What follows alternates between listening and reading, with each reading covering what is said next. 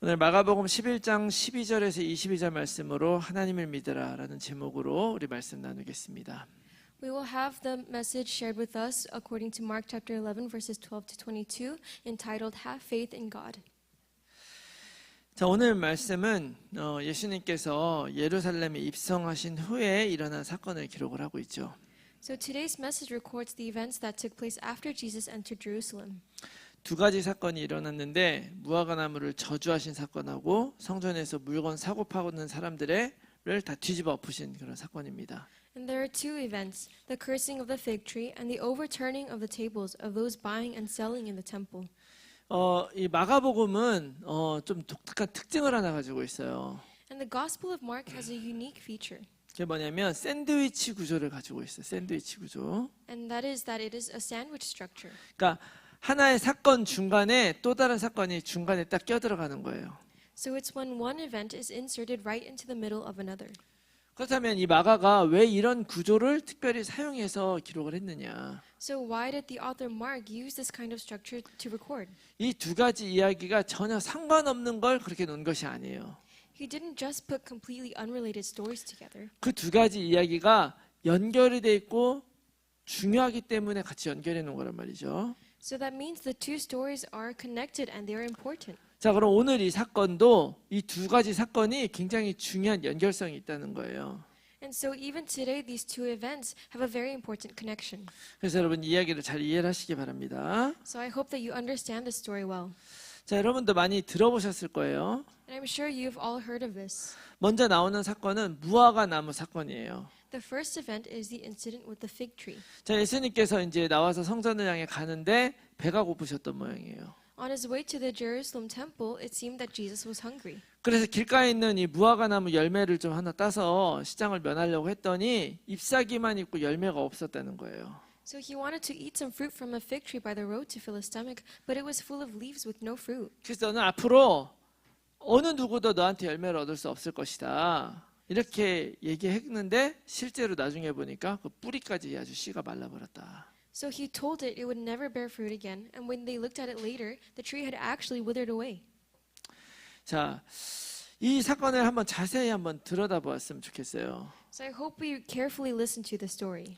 예수님이 이제 아침 일찍 나오시느라고 아침 식사를 못 드신 것 같아요. So it appears that Jesus left very early in the morning, so he wasn't able to eat. 자, 그래서 너무 시장에서 이제 배를 채우려고 그러는데 이 나무가 열매가 없었단 말이죠. So he went to fill his stomach, but there were no figs on the fig tree. 그래가지고 이제 너는 앞으로 절대 열매를 못 맺어 이랬단 말이에요. So he said, "You will never bear fruit again." 근데 그 13절의 말씀에 딱 보니까 뭐라 그러냐면 끝에 보니까 그 이유가 바로 뭐냐면 무화과의 때가 아님이었다. 이렇게 기록을 해요. But what it says in verse 13, it records, "For it was not the season for figs." 자, 이 말씀 때문에 사실은 우리가 참 이게 말이 되냐 싶은 생각이 드는 거예요. So looking at this, we might say this doesn't make any sense. 지금 무화과 때가 아닌데 무화과 나무 열매를 그럼 예수님이 따먹으려고 그랬냐? Why did Jesus try to pick figs from the fig tree when it was not in season? 이 무화과 나무 입장에서 너무 억울한 게 아니냐? So in the fig tree's perspective, this is very unfair. 근데 사실은 이거는 한글 성경으로 보면 좀 그런데 이거는 좀 배경을 잘 모르고 하는 얘기예요.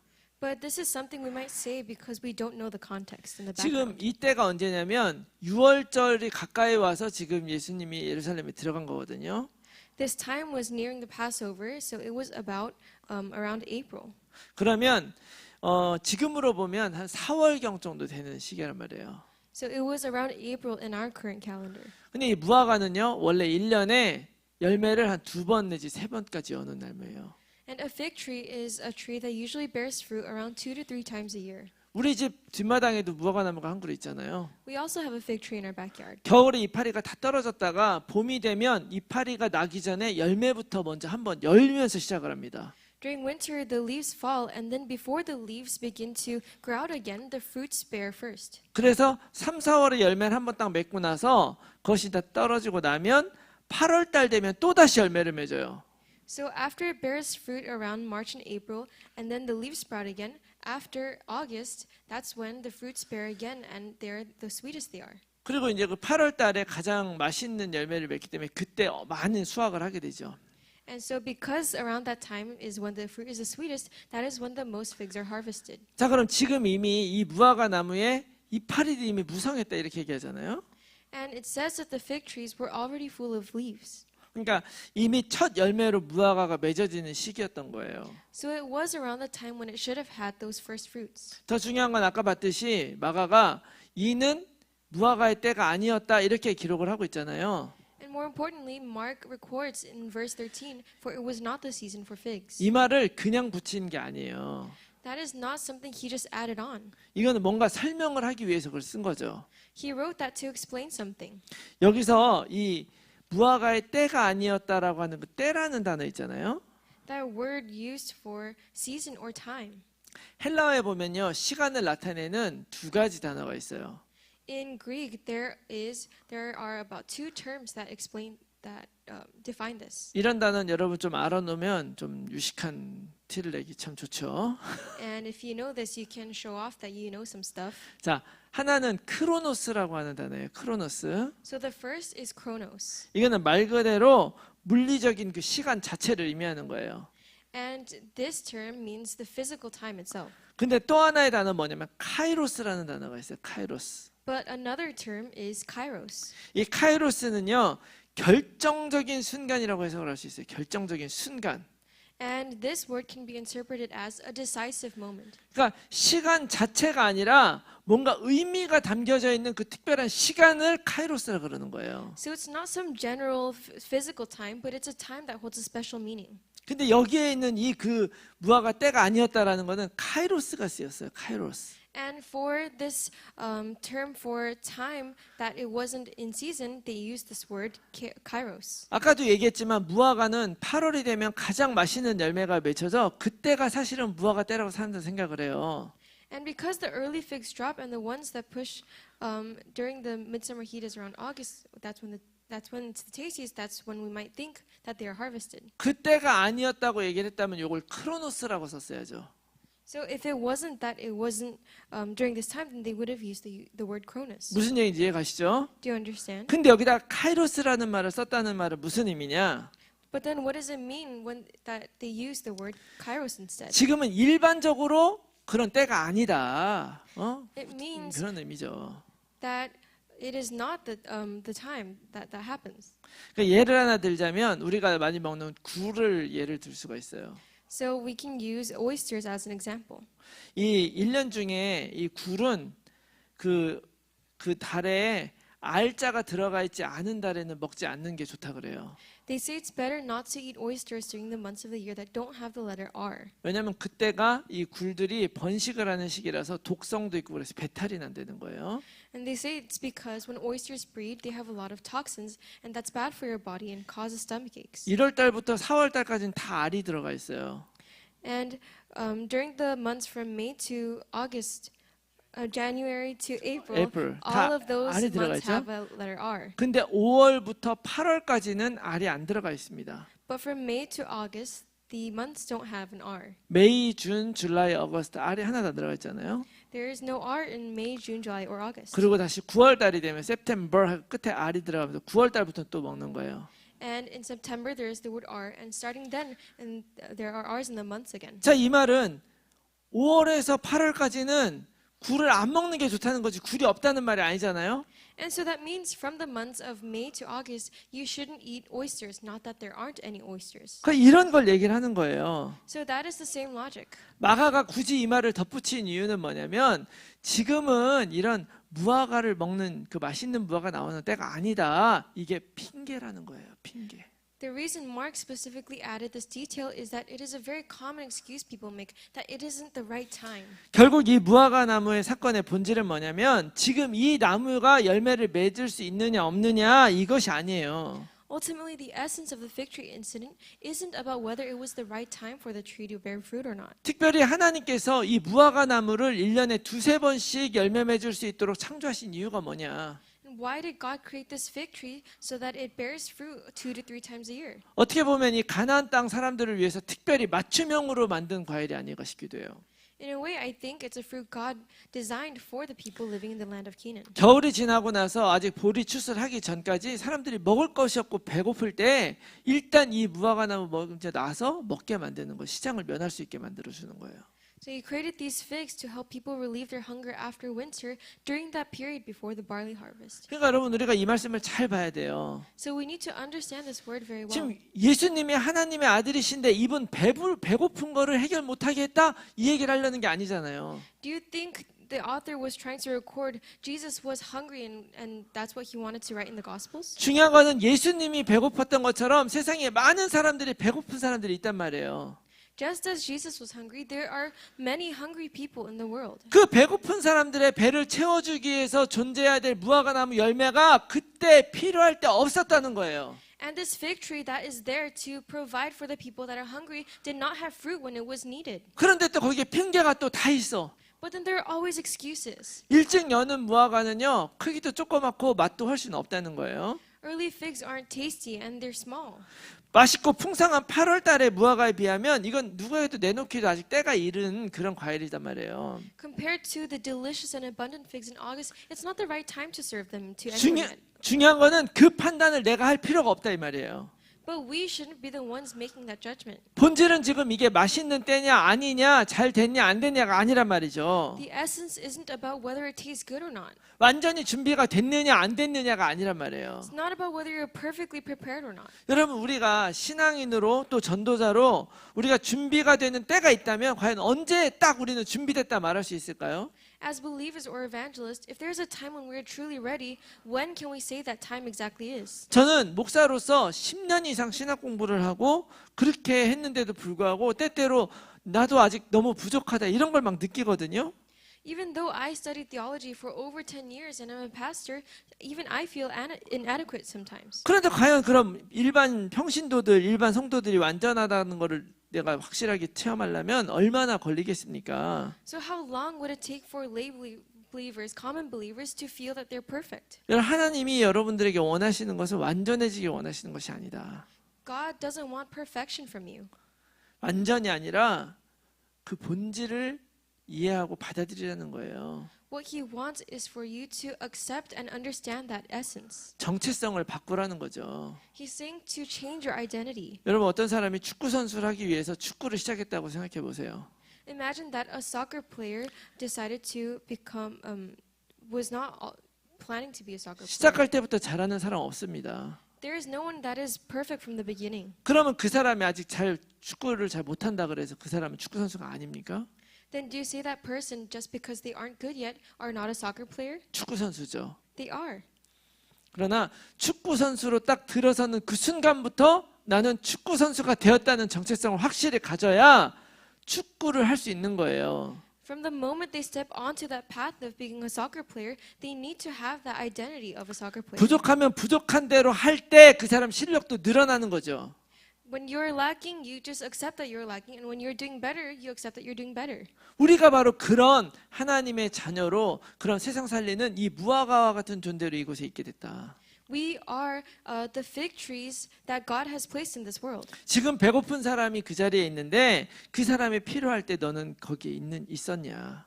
When there is a hungry person, are you in that place when they need you? 이것이 그 다음으로 성전 사건으로 이어집니다. And this connects to the temple incident. 예수님께서 그 무화과나무한테 너는 이제 앞으로 열매를 못 맺을 거야라고 한 다음에 성전으로 들어가셨어요.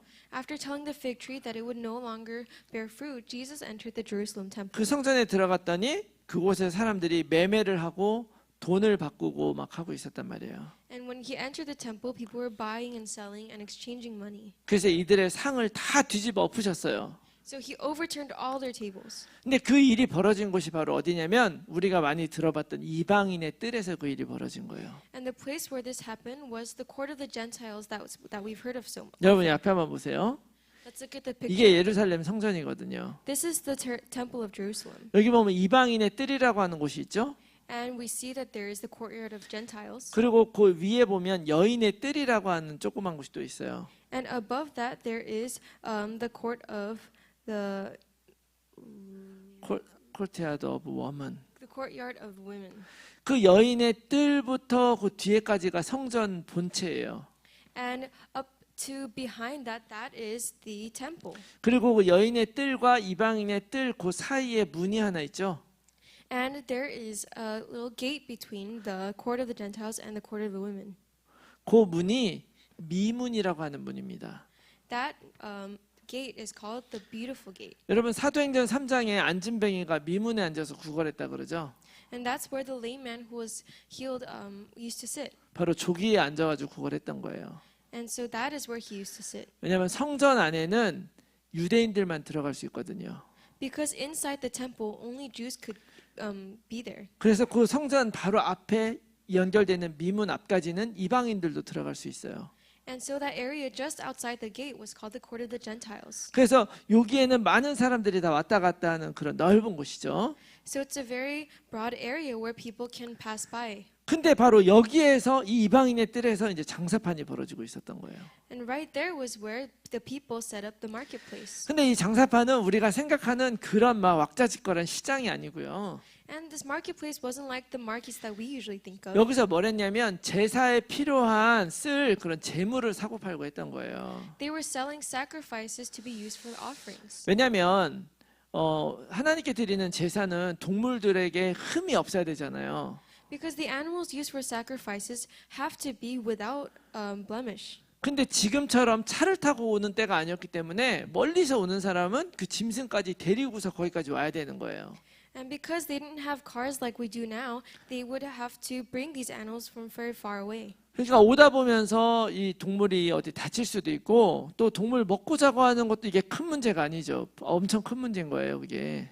So sometimes they could get hurt on the way, and feeding and sheltering these animals was incredibly cumbersome. 그래서 아예 성 제사를 드리기에 적당한 동물들을 여기다 갖다 놓고 아예 여기에서 그 동물을 사서 제사를 드리는 그런 시스템이 있었던 거예요. So there was a system set up where people would just buy the animals directly in front of the temple and offer them.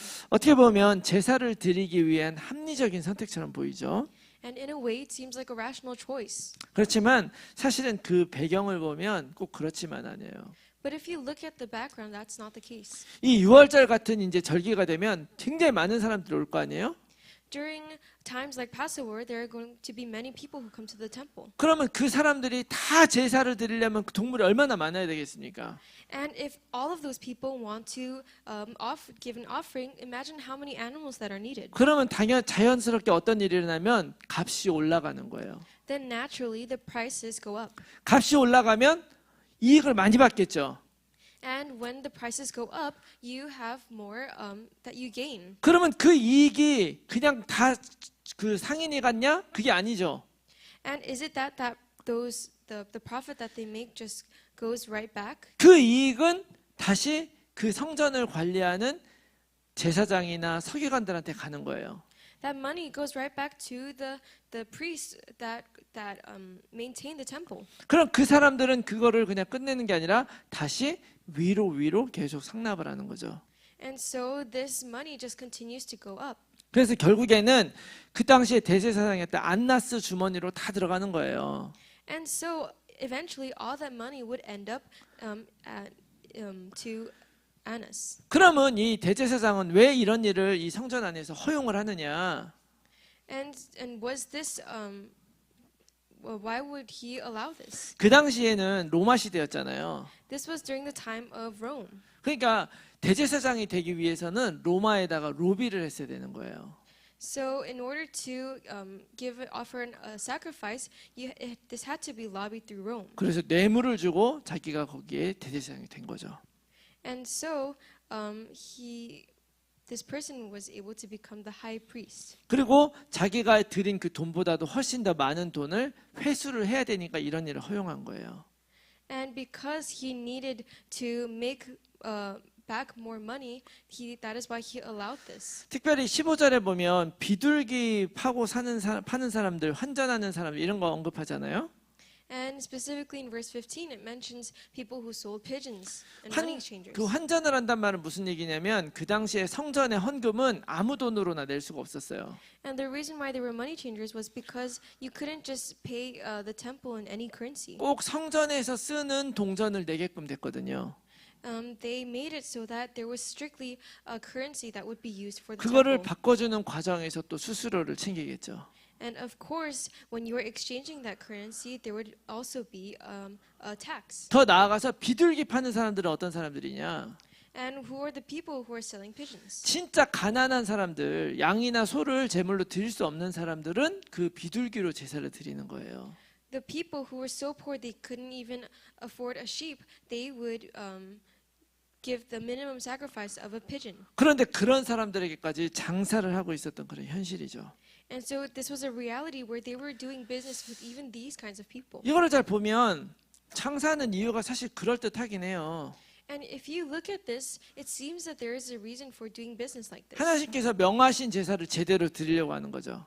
It was to properly offer the sacrifices that God commanded. 그런데 거기에서 예수님께서 그 제물을 파는 사람뿐만이 아니라 사는 사람들까지도 다 내쫓아 버리셨어요. But Jesus drove out not only the people who were selling there, but the people who were buying from the marketplace. 왜냐하면 핵심은 장사를 못하게 하는 게 아니에요. Why? It's not because the core issue was the business. 그 핵심 키는 어디냐면 16절에 있어요.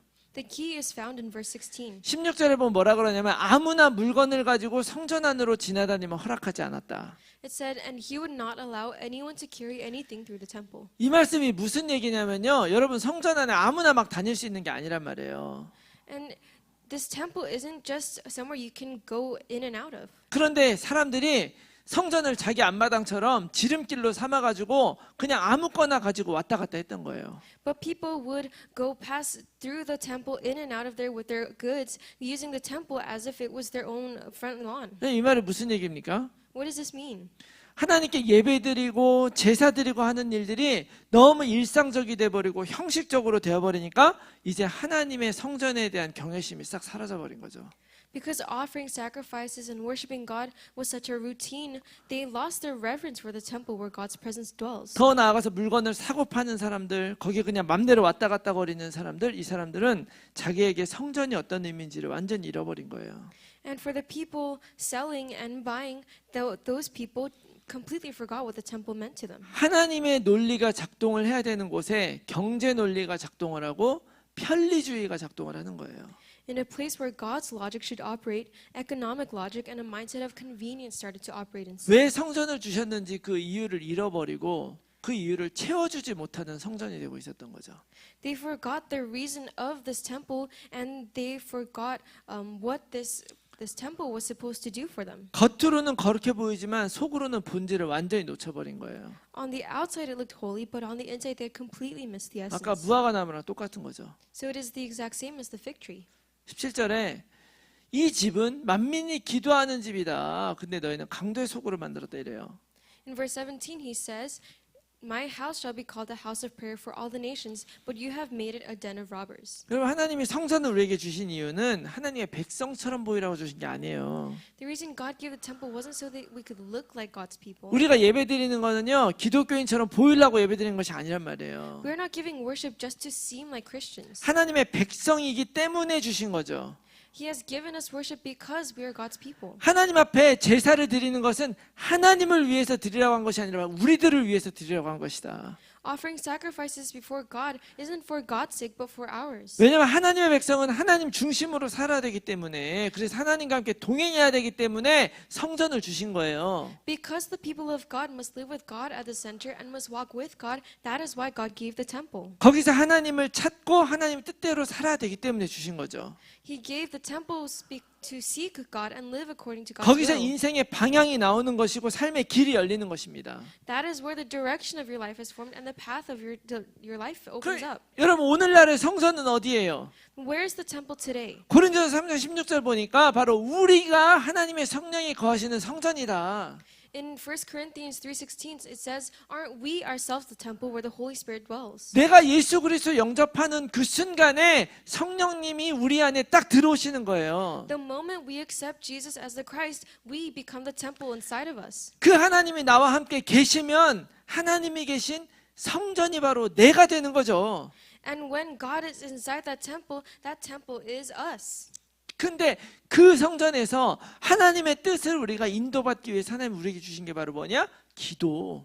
And what is it that God gave us in order for us to live by that will, that temple, that is prayer? 그렇기 때문에 성전은 기도하는 집이고 하나님 인도받는 집이고 하나님의 뜻을 따르는 집인 줄 믿으시기 바랍니다. And that's why I hope you believe that the temple is a house of prayer, a house that receives God's guidance and a house that follows God's will. 이 성전이 너무 중요하기 때문에 이스라엘 백성이 성전을 중요하지 않게 여기고 그 성전을 타락시키는 그 순간에 그 이스라엘 백성을 망하게 하면서까지도 그걸 다시 회복시켰잖아요, 하나님은. Because this temple is so important, God even let the Israelites who ignored the temple and lost sight of God's word and the law be taken into captivity to make them come to their senses. 기도는 하나님을 바라보고 하나님께 집중하는 거예요. Prayer is looking to God and focusing on God. 그렇게 기도를 통해서 하나님과 함께 살아야 될 사람들이 그 성전을 통해서 하나님과 소통하기는커녕 그저 형식적인 것만 남아버렸던 거죠. But the very people who should have been living with God through prayer were failing to communicate with God through the temple, and only the empty form remained. 지금과 마찬가지로 예수님 당시에도 많은 사람들이 귀신 들리고 많은 사람들이 병들어서 죽어가고 있는데도 불구하고 성전은 그저 돈 있는 사람들 그거 재물 사가지고 제사 드리는 그런 곳이 돼버린 거예요. So even during Jesus' time, despite countless people dying without knowing God's will, people possessed, the temple became a place where you just bought and sold animals and 그리고- merely offered sacrifices. 그리고 나의 편의를 위해서 그냥 지름길로 사용하는 곳. A place just used as a shortcut for your personal convenience. 예수님은 그걸 엎어버리셨죠. And Jesus overturned that all. 예수님이 그 성전을 뒤집어 엎고 나서 다시 성 밖으로 나올 때 제자들은 아침에 예수님이 저주했던 그 무화과 나무 뿌리까지 말라버린 걸 알게 됐어요. And after overturning the temple, the disciples discovered that the fig tree Jesus had cursed that morning was withered to its roots. 예수님 말씀이 실제로 이루어진 걸 발견한 거죠. So they discovered that the words of Jesus had actually come true. 굉장히 놀라웠을 거예요. And they must have been very amazed. 그때 하나님께 하신 말씀이 뭐냐? And what is it that God said at that moment? 그때 예수님께 하신 말씀이 하나님을 믿어라. Jesus said, have faith in God. 그래서 이 말을 누구에게 하는 겁니까? Who is Jesus saying this to right now? 지금 제자들에게 하는 거예요. 제자들에게. He is saying this to his disciples. 어떻게 보면 우리들에게 하는 말이에요. 우리들에게. In a way, he's speaking to us. 진짜 하나님 말씀이 이루어지네? Oh, God's word really is fulfilled. 놀라고 있는 우리들에게 지금 예수님이 하나님 믿으래요. To us who are amazed, he says, have faith in God. 여기에는 두 가지 의미가 있을 수 있다고 믿습니다. And I believe that this can have two meanings. 그 중에 한 가지는 뭐냐? 본질을 잃어버리고 형식만 남아버릴 수밖에 없었던 그 이유가 하나님을 믿는 믿음이 없었기 때문이다라는 걸 얘기를 하는 거죠. One is that it is saying they couldn't help but lose the essence and only retain the form, and because they had lost their faith in God. 여러분 이거 굉장히 무서운 겁니다. This is a very frightful thing. 예수님을 따라다니면서 제자들은 아직도 예수님이 그리스도라는 말이 완전히 이해가 되지 않아요. Even while following Jesus around, the disciples still hadn't fully understood what it meant that Jesus is the Christ. 그래서 아까 우리 말씀에서 봤듯이 베드로가 뭐라 그럽니까? 라비어 이러잖아요. And so what does Peter say? He says, "Oh, Rabbi." 자, 그런데 사실은 여러분 잘 생각해 보면 이 예수님을 제대로 이해하는 것이 하나님을 믿는 믿음하고도 관련이 있습니다. And you must listen carefully. Understanding Jesus is directly related to having faith in God. 예수님을 진짜 그리스도가 아니라 그냥 나의 성공을 이루어질 그런 사람으로만, 그런 그리스도, 세상의 왕으로만 믿는다면 하나님을 믿을 필요가 없죠. If you believe that Jesus is a worldly Christ who will guarantee your success, then faith in God has nothing to do with it. 하나님이고 뭐고 나는 예수님 밑에서 기회만 잡으면 되는 거예요. Because regardless of God or anything else, you just need to grab your opportunity under Jesus. 이 말 무슨 얘기인지 이해하시죠? Do you understand what I'm saying? 예수님 제자들은 예수님 그리스도 되면 한 자리 잡고 싶어 했잖아요. The disciples, once Jesus became king, they wanted to have their own seat. 그러니까 지금 눈앞에 있는 예수님이 왕 되는 게 중요하지 하나님이 중요한 게 아니에요. So Jesus becoming the king is what is important, not God. 그런데 그 예수님을 진짜 그리스도로 제대로 이해하게 된다면 예수님에서 끝나는 것이 아니란 말이에요. But if you truly understand this Christ, then that is not where it should end. 왜냐하면 그 그리스도가 하나님 만나는 길이 되기 때문에 그렇습니다. Because that Christ is the way to meet God. 내가 예수님을 진짜 그리스도로 제대로 믿는 그 순간에 하나님이 나의 창조자, 나의 주관자, 지금도 나를 이끄고 보호하시는 임마누엘 하나님이시라는 것을 우리가 깨닫게 되는 거예요.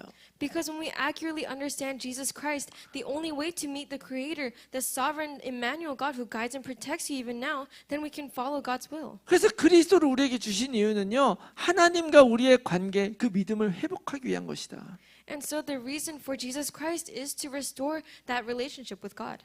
그래서 예수 그리스도를 정확히 이해할 때 우리는 어떤 상황 속에서도 내가 아니라 하나님의 뜻을 따라갈 수 있는 것이죠. So when we accurately understand Jesus Christ, we can follow God's will instead of our own. 그러니까 여기서 하나님을 믿으라는 이 말씀 속에는 너희가 지금 나를 따라다니는 이유를 다시 한번 새롭게 하고 정확하게 이해하라, 이런 의미가 있는 거예요.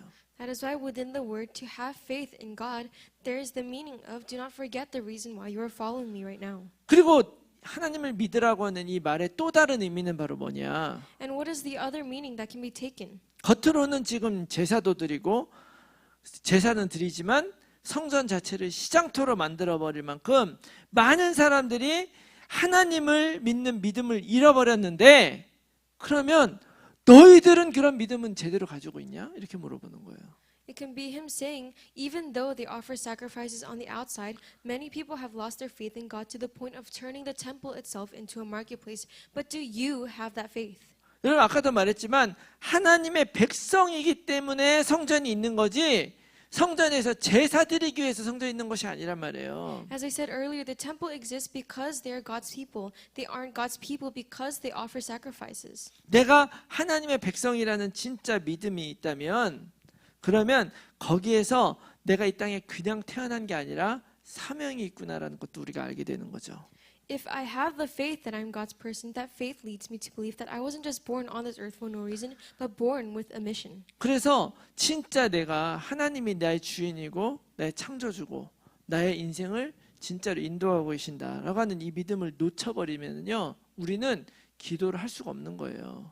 So if you lose the faith that believes in God as your master and king, not only but you will lose hold of prayer. 뿐만 아니라 신앙생활 자체가 나의 필요를 위해서 필요를 채우는 그냥 종교 행위가 될 수밖에 없어요. And not only that, but your life of faith becomes simply a religious act performed for your own needs. 그러므로 이 믿음이 우리에게 있을 때 우리는 기도도 할 수 있는 것이고, 더 중요한 것은 진짜 문제를 볼 수 있는 눈을 갖게 되는 것이다. So when we have this faith, we can pray, and more importantly, we gain the eyes to truly see the problems. 여러분, 우리는 예수님이 그리스도이심을 믿습니다.